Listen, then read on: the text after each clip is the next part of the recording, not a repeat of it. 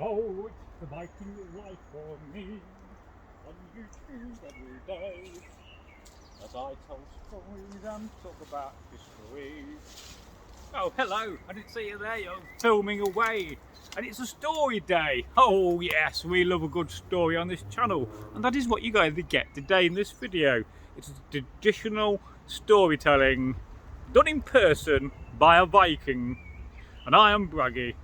And today's story revolves around Saint Dunstan and the devil. And oh yes, we have told many a devil story on this channel, and it never goes well for the devil, which I'm always happy to see. But perhaps one day, when I'm reading through all the many books I own on folk tales and folklore, I will find that one, exclusive and elusive story of the devil where he wins.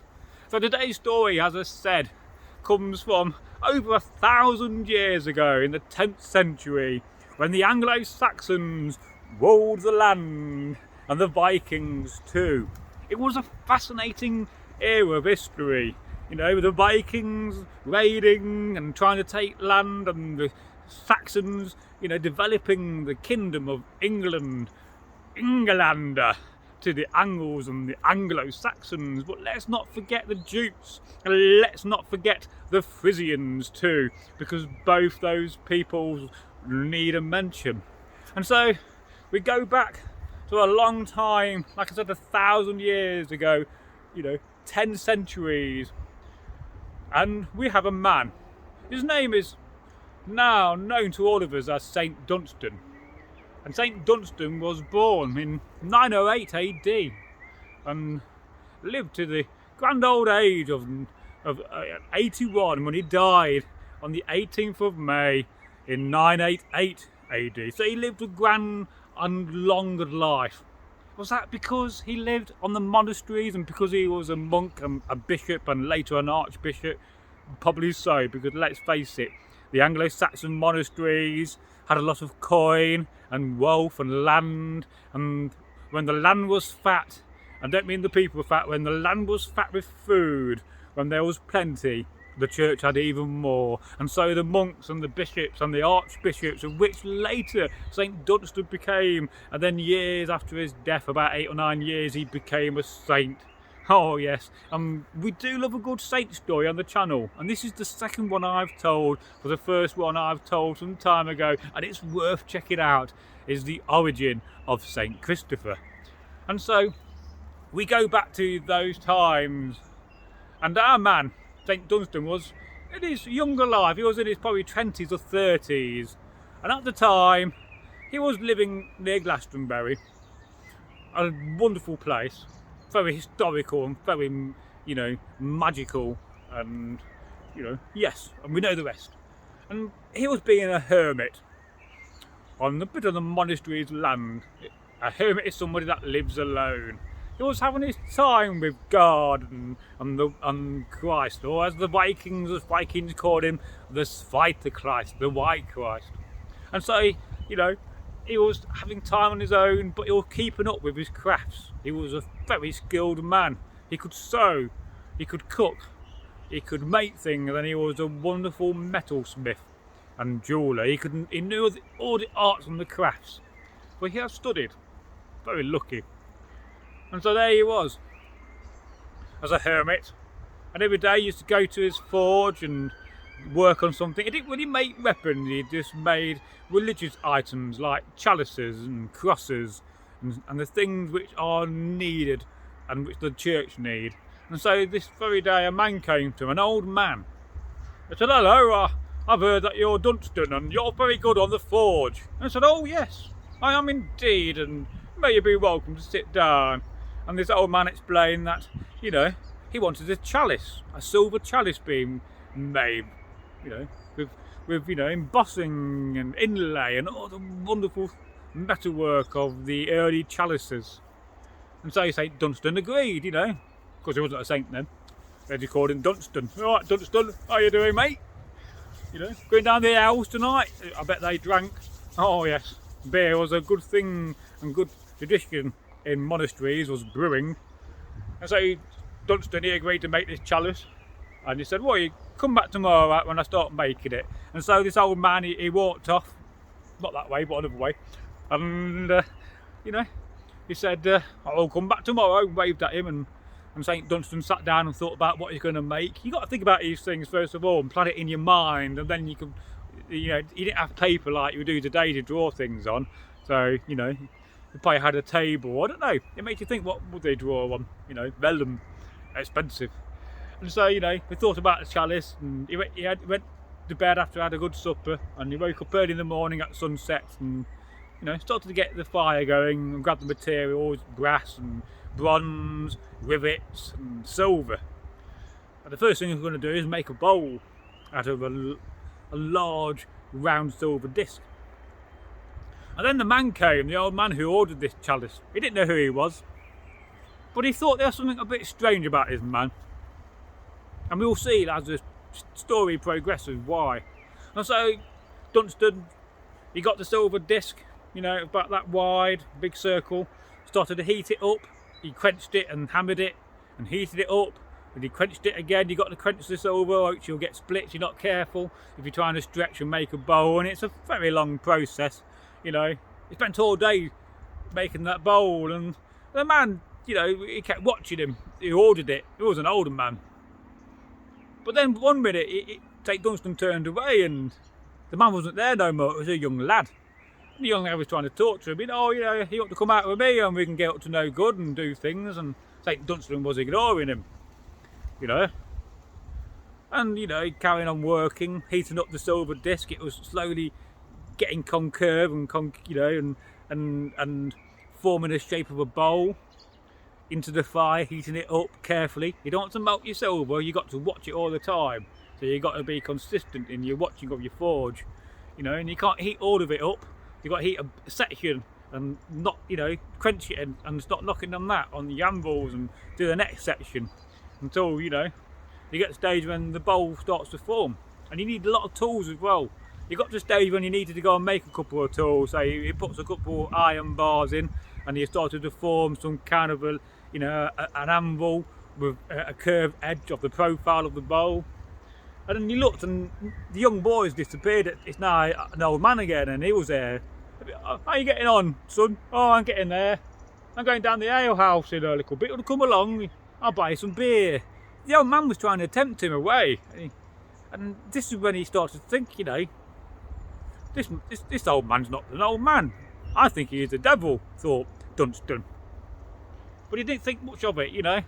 He was working away with his tongs, and he had somewhere a hammer, and he was hammering away. He got the silver disc and he put it back in the forge and heated it up again and quenched it in a bucket of water, started to work on an anvil. And he noticed that the old man's gone again, and this time there was a young lady, you know, in her 20s, looking extremely gorgeous with long blonde hair and, you know, all the things which men like in women, and she was even showing off a bit of shoulder flesh. Oh, you know, and she was saying, oh, you want to come out with me tonight? If we could go and have some fun in the field, Dunstan. You know, and saying things like that, trying to seduce him. This is when he realised it was the devil.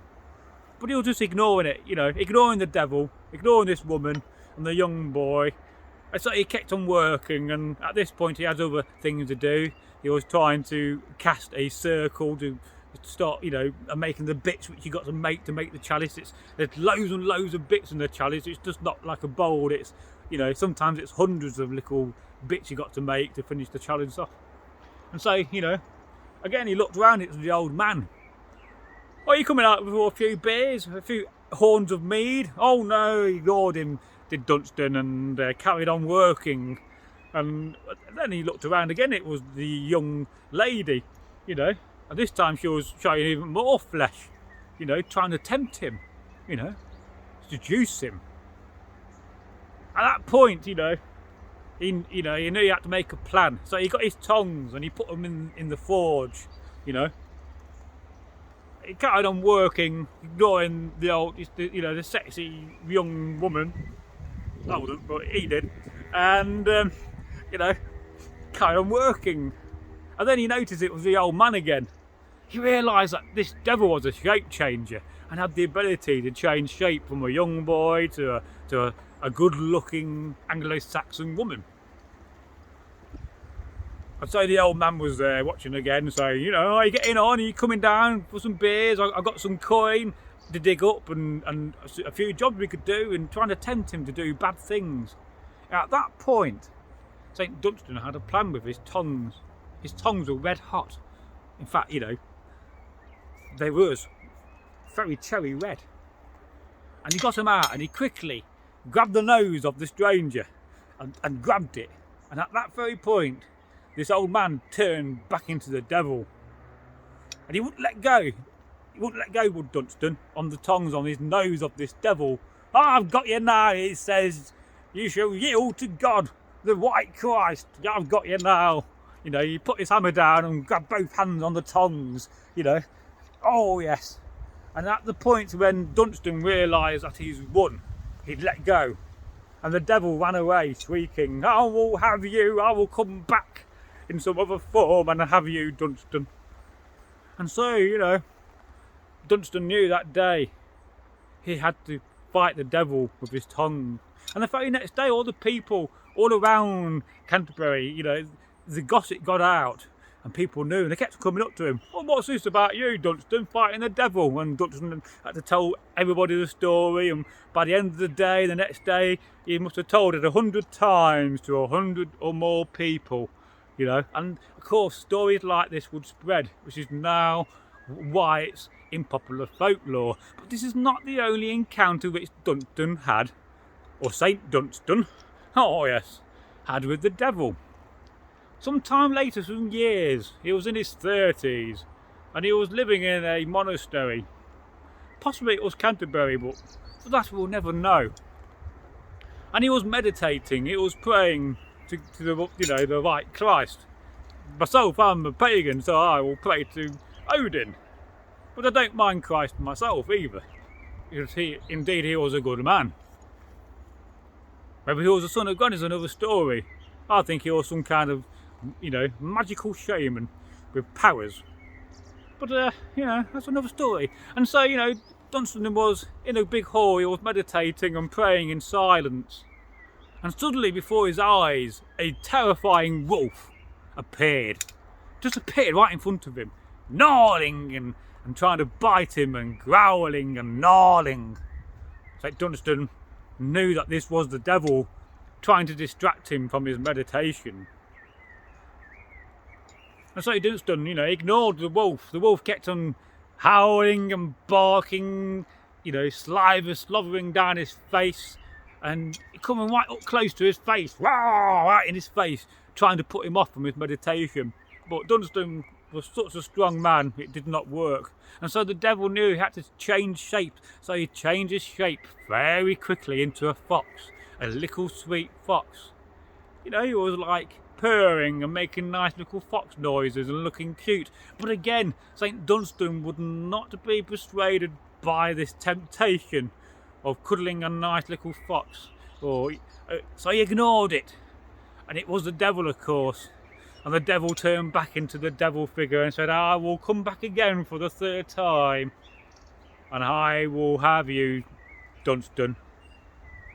And no doubt the devil in his life appeared again in some form or shape, but Dunstan, being the great man, outbeat him and lived to that grand old age. Oh yes, 81. Oh yes, it's amazing that we know that about Dunstan and, you know, the honourable saint. So yes, if you have loved this good story and if you have any suggestions of saint stories I can tell, let me know. And if you could do two things for us. One, share the video with all your friends and family and relatives. And number 2 is give it a good old like. You know, grab a hypothetical hammer and smash that like button. Smash it indeed. Now I'm going now, for I have work to do with my tongs and my hammer. Hammer and tongs, it sounds like a name of a pub. Or a mead hall. Goodbye. I enjoyed that. Lovely. Oh, if I had a hammer, I'd hammer in the morning. I hammer all day, all over my long house. If I had a hammer, I hammer in the evening. I hammer all day, all night, all morning. Till my friends got annoyed, told me to shut up. Don't know where that came from.